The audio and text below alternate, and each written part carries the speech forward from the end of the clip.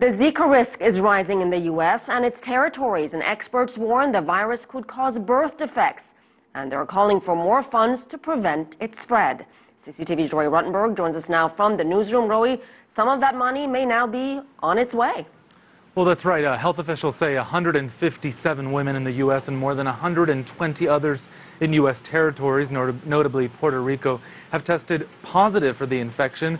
They warn that expected mothers face the biggest risk because Zika has been linked to microcephaly, a disease that can cause developmental problems in babies. Now, most of the women had traveled to areas like Brazil where Zika is prevalent or had sexually engaged with someone from there.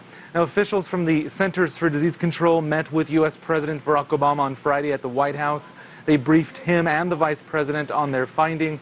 Obama is asking for nearly $2 billion in emergency funding to support things like vaccines and mosquito eradication. He said a wall won't prevent the virus-carrying insect from entering the U.S.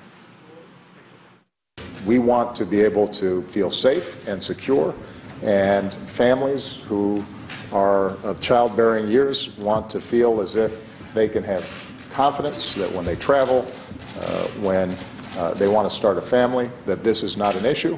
To the extent that that's something that we think is important, then this is a pretty modest investment for us to get those assurances. The U.S. Senate has approved nearly half of the money. The House, led by Republicans, though, agreed to finance less than a third by cutting funding to existing programs such as Ebola. U.S. health officials say the move is inadequate and short-sighted. Asier? And Rory, at the same time, the Brazilian strain of Zika found in Africa. That's right, in Cape Verde. That's a Portuguese-speaking island country off the coast of Western Africa, and it's a popular holiday destination for many European tourists.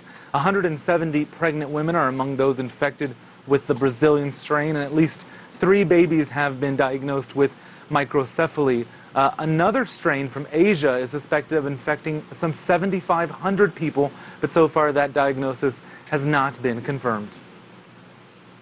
As a first step, countries should heighten risk communication in order to raise the public's awareness of complications associated with Zika virus disease and to promote protection at the individual level to avoid mosquito bites as well as sexual transmission of the virus.